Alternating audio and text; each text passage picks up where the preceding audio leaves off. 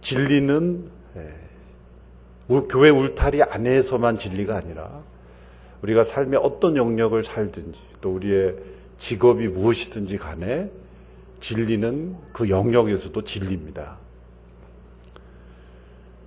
저는 비즈니스를 해보진 않았지만 비즈니스에 성공하는 법칙을 이 말씀을 통해서 알게 됐어요. 세 가지 중요한 법칙이 있습니다. 비즈니스에서 성공하려면 적으셔도 됩니다. 첫째는 다른 사람이 보지 못하는, 현재는 보이지 않지만 미래에 아주 중요한 가치가 있는 것을 발견하는 겁니다. 이미 다른 사람이 다 발견해 놓은 가치는 소용이 없죠. 다른 사람이 보지 못하는, 그러나 미래에는 엄청난 가치가 있는 것을 발견할 수 있어야 됩니다. 두 번째는 그 발견한 가치에 대해서 대담하고 용기 있게 투자해야 합니다. 그 발견한 가치를 가치 있게 하기 위해서 투자하는 일들이 필요하죠. 세 번째는 그 모든 사업이 이루어지면서 마음에 큰 기쁨과 즐거움이 있어야 합니다. 만일 비즈니스는 성공했는데 자기 마음속에 근심과 걱정과 염려, 두려움만 가득한다면 무엇을 위한 비즈니스겠습니까? 많은 사람들이 돈을 벌지만 돈 때문에 인생이 망하잖아요. 우선순위가 바뀌었죠. 비즈니스의 성공이란 결국 우리의 삶의 기쁨과 감사와 영적인 축복으로 이어지지 않으면 참된 비즈니스의 성공이 아니죠. 예수님께서 이 비즈니스의 중요한 세 가지의 원칙으로 하나님 나라의 비밀을 설명하셨다는 것이 놀랍습니다. 예수님께서 두 가지 비유를 이 짧은 구절에 설명합니다. 첫 번째 비유는 어느 농부가 다른 사람의 밭을 빌려서 농사를 짓다가 그 밭 속에서 우연히 감추어진 보물을 발견합니다. 그 보물을 발견하고는 기뻐서 집으로 돌아가 자신의 모든 재산을 다 팔아서 그 밭을 샀다라는 내용입니다. 두 번째 비유는 농부에서 이제 상인으로 바뀝니다. 이 사람은 값진 보석을 매매하고 또 그 보석을 팔음으로써 살아가는 상인입니다. 이 사람은 값진 진주를 찾고 있었습니다.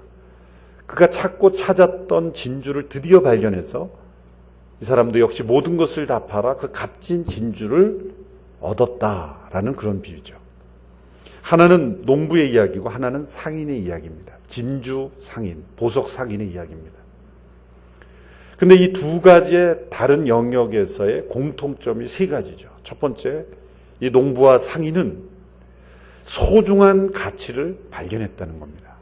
다른 사람이 보지 못하는, 그러나 장래에 엄청난 가치 있는 보물을 발견했다는 것이 첫 번째 공통점입니다. 두 번째는 이 발견한 가치를 위해서 대담하게 용기 있게 모든 것을 다 팔아서 그 보물을 얻었다는 겁니다. 농부는 그 밭을 샀습니다. 여기서 너무 지나치게 윤리학적으로 접근하면 안 됩니다. 다른 사람의 밭인데 그거 알려줘야지 그 사람의 소유지 않냐. 그렇게 나가면 복잡하기 시작해요. 지금 예수님은 이 비유에서 너무 많은 걸 끌어내다 보면 본래 의도가 아니죠. 비유는 만들어진 이야기이기 때문에 윤리를 여기서 끄집어내면 안 되고, 이 사람이 그 보물을 얻기 위해서 집에 가서 아무에게도 이야기하지 않고 모든 재산을 다 팔아 그 밭을 산 거예요. 사람들이 갑자기 이 사람이 재산을 다 팔고 그 재산보다도 가치가 적어 보이는 밭을 산다 그랬을 때 가족도 물론이거니와 주변 사람들이 다 미쳤다 그러고 오해하고 받아들이기 어려웠겠죠. 그러나 이 사람은 마음에 큰 기쁨이 있었어요. 왜? 이 사람은 지금 투자한 겁니다. 자신의 모든 재산을 다 팔았지만 그 재산보다 훨씬 더 가치 있는 보물이 있는 그 밭을 소유하게 됐기 때문에 이 사람은 세 번째로 큰 기쁨이 가득했습니다. 모든 재산은 다 없어진 것 같지만 그 밭을 소유한 것만으로, 그 보물을 소유한 것만으로도 그는 큰 기쁨이 있었어요. 이 진주 상인도 자신이 찾고 찾았던 그 진주를 발견했어요. 그런데 그 발견한 진주를 얻기 위해서 모든 것을 다 팔아서 그것을 얻었다. 이도 역시 마음에 큰 기쁨이 있었겠죠. 이것이 하나님 나라의 중요한 원리를 우리에게 가르쳐주는 예로서 예수님이 사용하셨다는 거예요. 첫 번째, 우리가 하나님의 나라는 어떤 경우에는 농부처럼 우연히 발견합니다. 내가 간절히 추구하지 않았지만 때로는 믿음의 부모 아래서 태어났고 때로는 친구랑 우연히 교회가 어떤 곳인가 방문해서 우연처럼 보이는 그런 발견들을 통해서 하나님의 나라가 우리 가운데 찾아온 거예요. 그것이 너무나 우연이었기에 너무나 자연스러웠기 때문에 내 노력과 추구와 갈망과 어떤 간절함이 없이 다가왔기 때문에 때로는 그것이 무뎌질 경우도 있어요. 되게 모태신앙, 부모님 손잡고 어려서 자연스럽게 교회 나왔기 때문에 하나님 나라의 그 놀라운 발견이 감격이 때로 없을 수 있죠. 그래서 모태신앙을 모태신앙 잘 못해 신앙이라고 말하기도 하죠. 우연히 발견하는 것처럼. 그러나 이 상인은 간절히 찾고 이 진주를 찾고 찾듯이 갈망하고 추구함으로써 이 보물을 발견했습니다. 우리 가운데 어떤 성도님들은 과연 하나님이 계신가? 그런 의심을 통해서 진리란 무엇인가? 그런 갈망을 통해서 드디어 하나님을 만나는 경우도 있어요. 저희 서빙고 예배 출석하는 어느 젊은 사업가신데요. 아주 한식당 큰 비즈니스를 잘하세요. 원래 펀드 매니저로 돈을 많이 벌어서 이제 식당을 운영하는데 이분이 어떻게 예수님 믿게 되냐 볼 때 온누리교회가 처음이에요. 이분은 첫 교회예요. 근데 이분은 구도자로서 산 거예요. 모든 종교를 다 찾아간 거예요. 일본 불교까지 가서 그 진리가 무엇인가를 찾기 위해서 일본까지 가고 중국까지 가고 하여튼 다 종교란 조사는 다 공부해 본 거예요. 근데 갑자기 그래도 교회도 가봐야 공평한 게 아닌가. 그렇잖아요.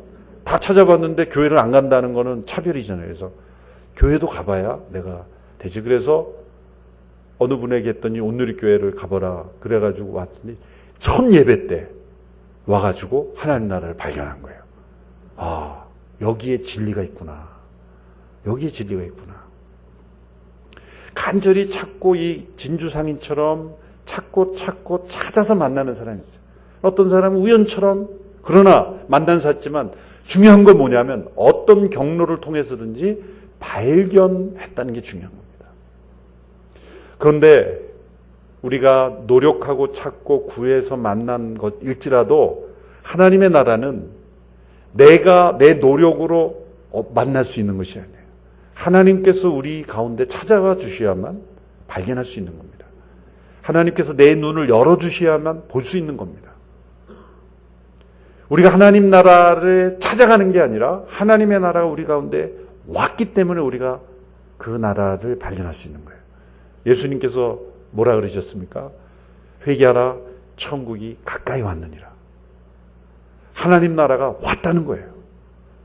하나님의 나라가 우리에게 오지 않고는 우리 들어갈 수 없어요.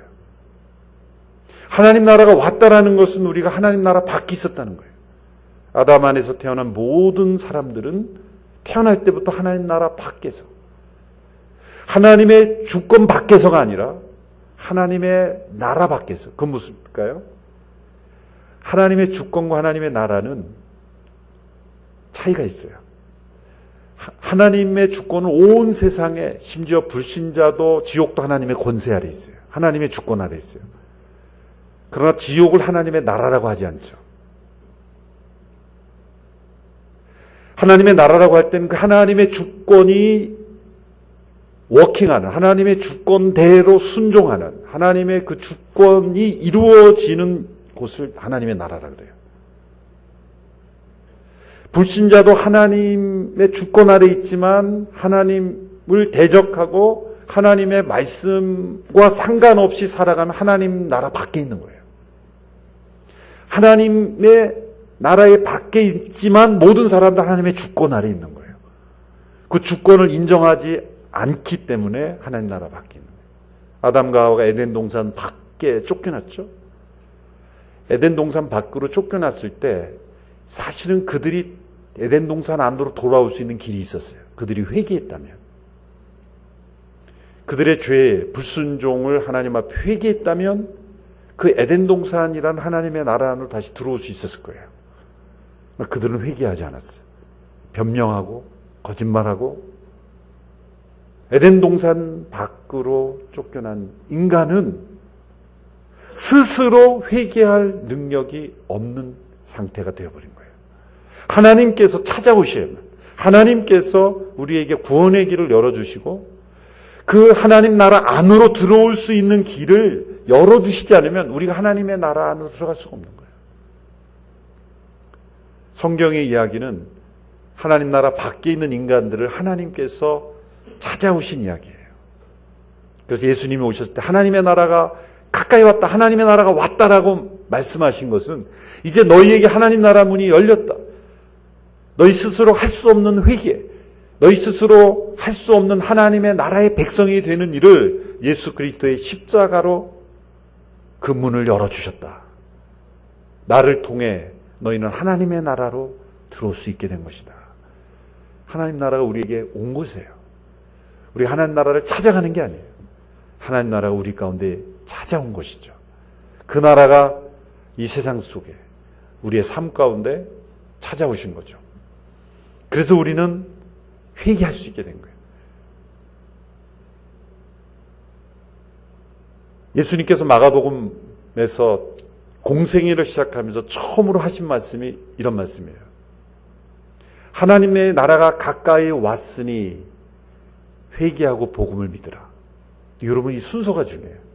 우리는 어떻게 설명하고 이해하냐면 회개하고 복음을 믿고 하나님 나라에 들어가십시오, 이렇게 설명하잖아요. 사실 전도에 있어서는 이것은 신학적으로 보면 정확한 건 아니에요.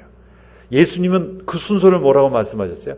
하나님의 나라가 왔으니 회개하고 복음을 믿으라. 하나님의 나라가 왔기 때문에 우리가 회개할 수 있게 된 거예요. 우리 누가복음 15장에 집을 나간 둘째 아들이 돌아왔기 때문에 아버지가 받아준 게 아니라 아버지가 용서하고 문을 열고 기다리고 있기 때문에 그 아들이 돌아올 수 있었던 거예요. 그렇죠? 그 아들의 회개 이전에 아버지께서 그 집을 열어주시고 용납하고 기다리고 있었기 때문에 그 아들이 돌아올 수 있었던 거예요. 아무리 아들이 제정신을 차리고 돌아와도 문이 닫혀있고 아버지가 받아주지 않으면 그것은 회복되지 않는 거예요. 우리의 회개 때문에 하나님이 받아주신 게 아니라 하나님께서 그리스도 안에서 십자가로 문을 열어주시고 우리를 하나님의 나라에 들어올 수 있도록 그 나라가 우리 가운데 찾아오시고 문을 열어주셨기 때문에 우리가 회개할 수 있는 거예요.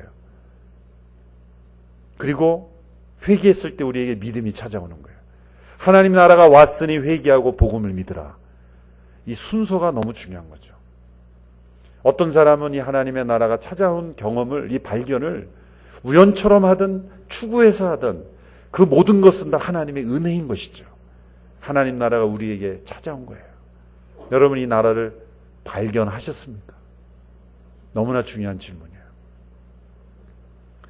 나는 하나님의 나라가 내 삶 속에 임한 것, 예수님이 말씀하신 하나님 나라가 왔다라고 할 때 그 하나님 나라가 이 땅에 임한 하나님 나라를 발견했는가? 우리의 삶에 너무나 중요한 질문입니다. 이 발견이 없다면 그 다음부터 이루어지는 모든 것은 사실은 종교적인 사상 누각에 불과합니다. 내가 무엇인가를 쌓아서 하나님 나라에 합당해 보려고 하는 것은 종교입니다. 하나님 나라가 우리 가운데 왔기 때문에 그 하나님 나라를 회개하고 받아들일 수 있는 은혜를 경험하는 것.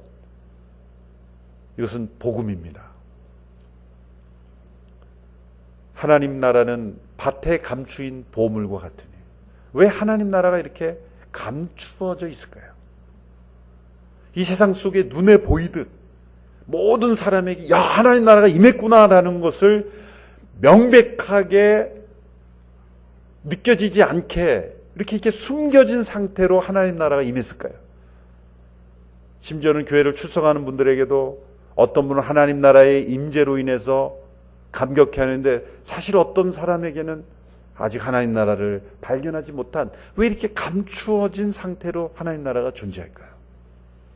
모든 사람들이, 믿지 않는 사람들이, 하나님을 대적하는 사람들까지도 하나님의 나라가 임했구나라는 걸 알 수 있게 그렇게 임하시지 않았을까? 만일 그렇게 임하시면 그게 세상이 끝입니다. 무슨 말인지 아십니까? 하나님의 나라가 이 땅에 모든 사람들이 경험할 수 있는, 감추어진 상태가 아니라 분명하게 드러나게 하나님의 나라가 임하면 그 세상이 종말인 거예요. 그날은 옵니다. 그날이 분명히 옵니다. 그때가 추수 때고, 그때는 세상의 종말이고, 그때는 심판의 때인 거예요. 하나님 나라가 왜 이렇게 온전히 임하지 않으시고 숨겨진 상태로, 그래서 밭에 뿌려진 씨앗처럼, 하나님의 나라가 씨앗처럼 지금 세상에 뿌려진 거예요. 그 씨앗이 자라는 과정이 있고 추수의 때가 있는 거예요. 왜 하나님의 나라가 한 번에 그냥 임해버리시지? 만약에 그랬더라면 우리의 구원의 기회가 없는 거죠. 그 하나님의 나라를 발견해서 그 하나님 나라에 들어갈 수 있는 기회가 수많은 사람들에게 주어지지 않는 겁니다. 그래서 하나님의 나라가 밭에 감추인 보물처럼 우리가 찾고 구해서 찾아야 하는 그러한 진주와 같이 이 땅에 감춰진, 왜 감춰져 있습니까? 사실 하나님이 감추신 게 아니라 이 세상의 관점으로, 이 세상의 시각으로, 우리가 물들어 있는 죄악으로, 이 세상에 물들어 있는 그 세상적인 시각으로는 보이지 않는 거예요. 때로 우리가 하나님의 나라가 임했다는 걸 언제 발견합니까? 세상의 소망이 끊어질 때, 세상의 물질, 지식, 명예, 위치, 모든 것이 다 허망해진다고 여겨질 때 하나님 나라가 보이는 건 왜일까요? 하나님의 나라가 저 멀리 있어서가 아니라, 하나님의 나라가 가까이 왔다라는 거, 영어로는 at hand라 그랬어요. 우리가 잡을 수 있고 경험할 수 있고 문 밖에 서서 두드린다 그랬잖아요. 문 밖에서도 두드리는 그 하나님의 나라를 왜 경험하지 못했습니까? 세상적인 시각으로 죄 가운데 우리 있기 때문이에요. 그래서 우리 삶의 고난과 시험, 이런 역경, 아픔, 이런 것을 통해서 하나님의 나라가 우리의 삶 속에 뚫고 들어오시는 여정이 있는 거예요. 그래서 고난은 축복이 되는 거죠. 하나님 나라가 내 삶 속에 찾아올 때 하나님께서 행하시는 일들을 우리는 뒤늦게서야만 깨닫죠. C.S. 루이스라는 그 영국의 문학가, 유명한 작품들을 많이 썼죠. 동화를 많이 썼죠. 그분이 나니아 연대기라든지 이런 훌륭한 작품을 많이 썼는데, 사실 그 복음을 동화로 자녀들에게 변증하기 위해서 쓴 책들이죠. 그분의 자기의 자서전, Surprised by Joy, 기쁨에 의해서 놀라다, 그 책에서 자기의 자서전입니다. 자기가 어떻게 하나님 나라를 발견하게 됐는가를 설명하는 책에서 3단계로 자신이 하나님 나라를 발견하겠다고 고백합니다. 첫 번째, 하나님이 자신을 찾아오셨을 때는 마치 낚시꾼처럼 찾아오셨다. 낚시꾼이 미끼를 달아서 낚싯줄을 들이우면 그 물고기가 미끼를 잡죠. 그런데 유능한 낚시꾼일수록 물고기가 자기가 미끼를 물었다는 걸 느끼지 못하게 하는 거죠. 그렇죠. 초보자일수록 미끼에 그 물고기가 입질하면 바로 건져 올리려고 그러면 다 도망가 버리죠. 빠져버리죠. 그래서 미끼를 물었을 때 아무 일이 없다는 식으로 쫙 풀어줍니다. 이렇게. 저는 낚시를 많이 해보지도 않았고 전문가는 아니지만 이론상으로 그렇다 그래요. 이런 상으로. 그래서 대어일수록 물고기가 막 움직이잖아요. 그러면은 마음대로 이렇게 풀어주는 거예요. 그래서 풀어줬다, 당겼다, 여기 뭐 낚시 전문가가 있으면 뭐 더 잘하실 텐데, 그러다 가까이 왔을 때 건져 올리는 거예요. 하나님께서 우리의 삶에 이렇게 미끼를 던지시는 거예요. 미끼를 던지셔서 우리가 그걸 물었을 때 나를 하나님께로 가까이 가게 하는 그 미끼인 줄 모르고 그냥 따라가다 보니까 여기서 하나님 가까이 와 있다 이런 거죠. 근데 시간이 흘러가서 더 깊이 생각해 보니까 그 정도가 아니었더라. 두 번째는 고양이가 쥐를 잡듯이 하나님께 나를 찾아오셨다는 거예요. 이 고양이가 쥐를 잡는데 얼마나 여러분 무섭습니까? 여기 말 고양이 한 마리에 쥐 한 마리 놔두면요 반드시 잡습니다. 그 고양이 쥐 이상하게 그 징그러운 쥐를 그렇게 고양이 사실 좀 어떻게 보면 예쁘잖아요, 고양이는. 근데 그 예쁜 고양이가 어떻게 그 지저분하고 날쌘 쥐를 그렇게 잘 잡는지. 근데 그 고양이가 쥐를 잡는 그 쥐구멍을 대단하죠. 톰과 제리라는 그 만화가 있잖아요. 굉장히 잘못된 창조질서를 거스르는 영화예요. 고양이가 맨날 쥐에게 당한다. 이거 굉장히 아이들에게 잘못된 그 혼란을 가져다 주는 그 만화 영화인데, 고양이가 쥐를 잡듯이 하나님 나를 찾아오셨다는 거예요. 여러분 그런 경험 해보시지 않으셨어요? 내가 원하는 길을 가면 하나님이 계속 막으시는 것 같은, 정말 많은 경우에 여러분이 즐겁게 하나님께 나온 분도 있지만 고양이에 물린 쥐처럼 오신 분도 있을 거예요. 예? 어떤 분은 그 고양이가 아내의 모습으로 이렇게 아내 고양이에 물려서 이렇게 오기도 하고, 하여튼 막 도망 다니는데 기어코 하나님은 무셔가지고, 예. 그래서 물려온 분도 있을 거예요, 여기에. 그 온몸에 물린 자국도 있을 거예요, 아마. 예. 근데 이분이 시간이 더 깊이 들어가니까 그 정도가 아니었더라. 하나님은 사냥개가 그 먹잇감을 쫓듯이, 고양이 정도가 아니라 사냥개가 추적하는 거예요. 여러분, 잘 훈련된 사냥개는 그 목표를 절대 포기하지 않죠. 절대로 포기하지 않습니다. 그 프란시스 톰슨이라는 시인이 쓴 천국의 사냥개, 하나님을 천국의 사냥개라 이렇게 비유했죠. 다 C.S. 루이스 그런 표현에서 나온 겁니다. 하나님은 천국의 사냥개로 우리를 사냥하시는 거예요. 고양이에 물려온 쥐의 모습보다 사냥개에 물려온 먹이는 더 처참합니다. 처참합니다. 여기 어딘가에도 하나님 천국의 사냥개에 물려서 끌려오신 분이 어딘가 계실 거예요.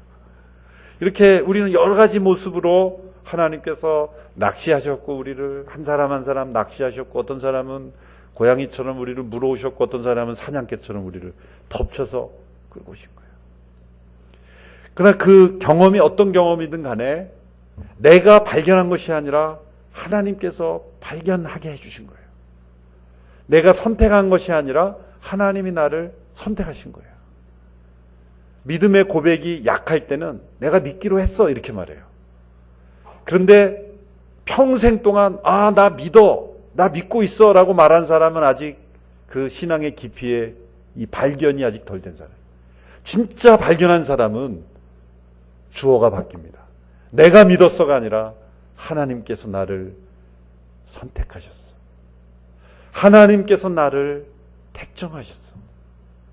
사도 바울은 뭐라고 고백했습니까? 그리스도 안에서 창세 전에 나를 택하셨다. 놀랍지 않습니까?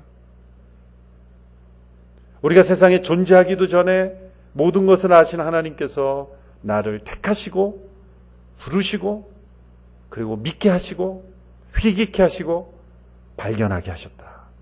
주어가 하나님으로 다 바뀌는 거예요. 하나님 나라를 이렇게 발견한 거예요. 여러분, 만일 우리가 이 하나님 나라를 발견했다면 두 번째 스텝으로 이어져야 마땅한 거죠. 그렇죠? 이 농부와 상인의 두 번째 스텝 무엇이었습니까? 모든 것을 다 팔아 그 보물을 구하기 위해서 밭을 샀고, 그 상인은 진주를 샀어요. 이 농부와 상인은 지금 손해본 것입니까? 이 농부와 상인은 지금 손해본 게 아니에요. 투자한 거예요, 투자. 그것도 확실한 투자를 한 거예요.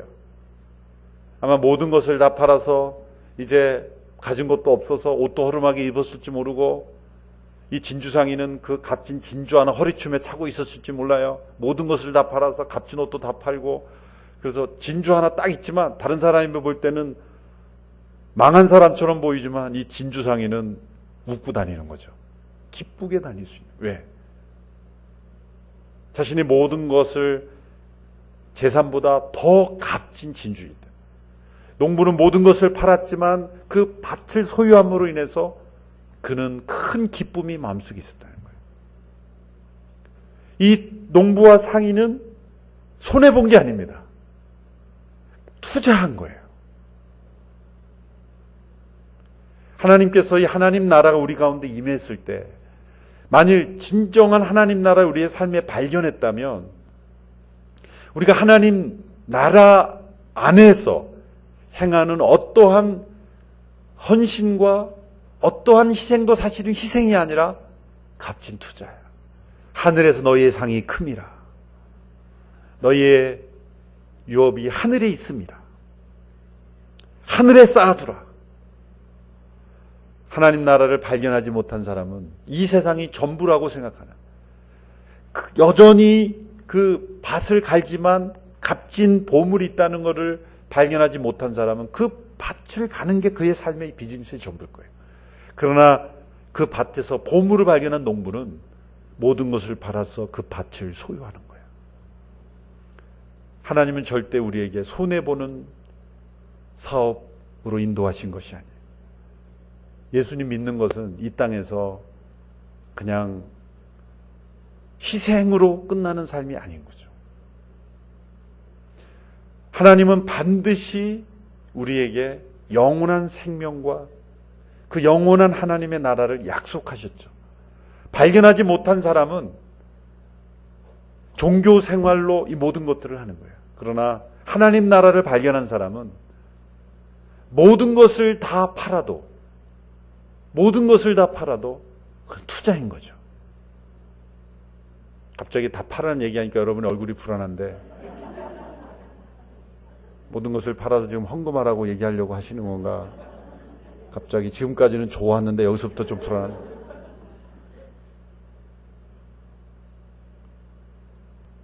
모든 것의 주인 되신 하나님, 모든 삶에 있어서 내 모든 것이 다 잃어버린다 할지라도 내가 그리스도 안에 있다면 난 잃어버린 것이 아니죠. 잃어버린 것이 아니죠. 그리스도 안에서 믿음으로 살기에 때로 내가 희생해야만 하는 것이 있다면 그것은 희생이 아니라 투자인 것이죠.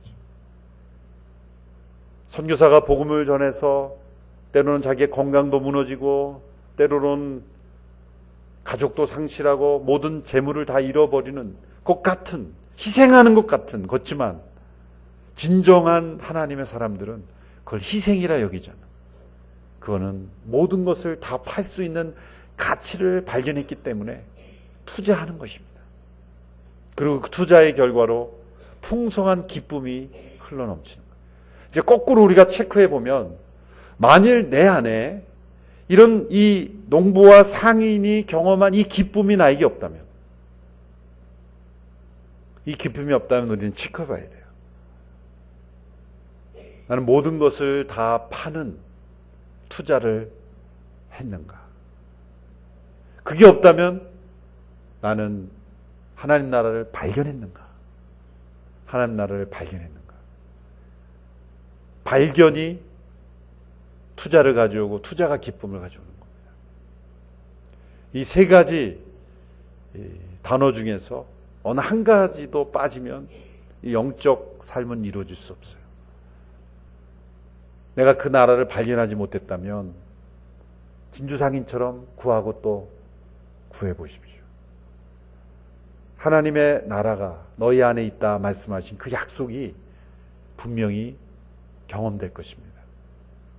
여러분이 이미 예배당 안에 앉아 있는 그 분들에게 하나님께서 그 하나님 나라의 그 엄청난 가치를 보여주지 않으시겠습니까?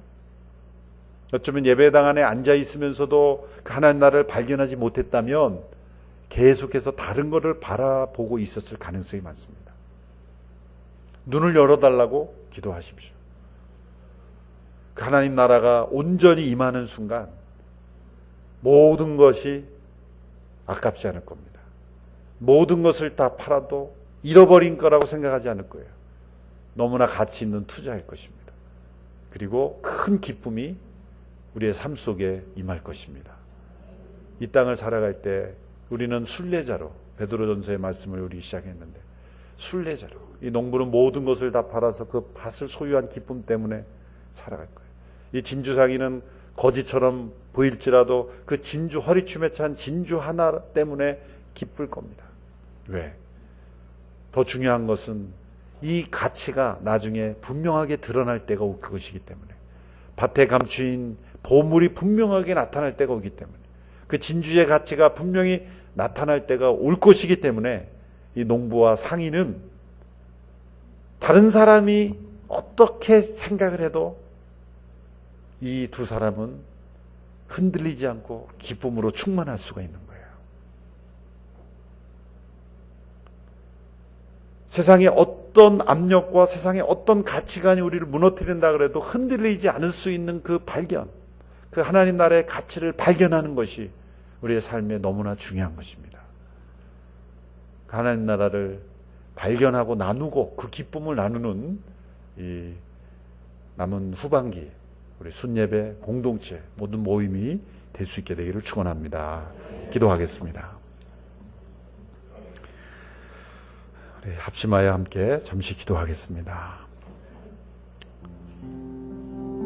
하나님 나라가 우리 가운데 임했다고 하신 그 말씀, 그러나 숨겨진, 때로는 우리가 찾고 찾아야만 한 하나님의 나라가 우리 가운데 발견되었는지, 그 가치를 보았는지 주님 돌아보기를 원합니다. 나에게 그 하나님 나라의 기쁨과 영광스러움이 있는지를 확인하기를 원합니다. 이 땅을 살면서 이 땅이 전부인 것처럼 여기며 살아갔던 저요, 영원한 하나님의 나라의 가치를 발견하며 그 나라에 투자하며 그 나라의 기쁨을 누리며 살기를 원합니다. 이번 후반기 모든 공동체 모임과 나눔과 사귐과 가운데 주님의 하나님 나라의 놀라운 역사가 임하는 기간이 되게 하옵소서. 우리 자신과 우리 가족과 우리 공동체를 위해서 합심하여 기도하겠습니다. 하나님 아버지 감사합니다. 하나님 나라가 우리 가운데 임하여 주심을 감사합니다. 이 세상 속에 우리를 버려두지 아니하시고 그 영원한 하나님 나라가 우리 가운데 임하심으로 발견하고 그 가치를 인하여 기뻐하며 살아갈 수 있게 인도하신 것을 감사합니다.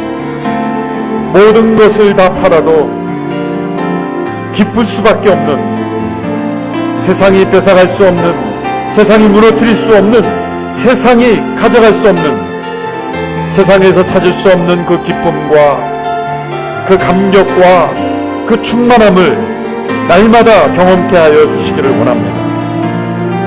이 농부와 같이 상인과 같이 우리의 삶 속에 찾아오신 하나님 나라의 그 놀라운 가치를 발견하고 기쁨으로 걸어가는 순례자가 되게 하여 주시옵소서. 잊혀졌던 그 가치, 잃어버렸던 그 가치가 발견되게 하여 주시고 우리의 삶 속에 놀라운 주의 나라의 임재하심이 날마다 끊이지 않게 하여 주시옵소서. 하나님 아버지, 하나님의 나라를 우리에게 허락하심을 감사합니다. 우리에게 찾아오심을 감사합니다. 이 세상에 파묻혀 살아가지 아니하고 이 땅에 찾아오신 우리에게 주어진 하나님 나라의 그 영광과 가치와 풍성함을 보게 하신 것 감사합니다. 그 보물을 발견한 자로서 살게 하여 주시옵소서. 더욱더 뚜렷이 발견하게 하여 주시옵소서. 그 보물이 우리에게 주는 기쁨과 감격, 이 세상의 어느 곳에서도 어떠한 성취로도 가져다 줄 수 없는 세상이 줄 수 없는 그 기쁨 속에 날마다 거하게 하여 주시옵소서. 우리의 모든 삶이 하나님 나라에 투자하는 기쁨의 삶이 되게 하여 주시옵소서. 이제는 우리 주 예수 그리스도의 은혜와 하나님의 사랑과 성령님의 교통 역사하심이 우리에게 임재하신 하나님 나라의 영광과 기쁨과 그 풍성함을 날마다 경험하고 그 나라의 백성으로 살아가기로 결단하며 더욱더 그 나라를 뚜렷이 발견하며 투자하며 기뻐하며 살아가기를 원하는 모든 대전 온누리교회 성도들 머리머리 위에 이들의 가정과 자녀와 일터 위에 대전 온누리교회 위에 함께 하시기를 간절히 축원하옵나이다. 아멘.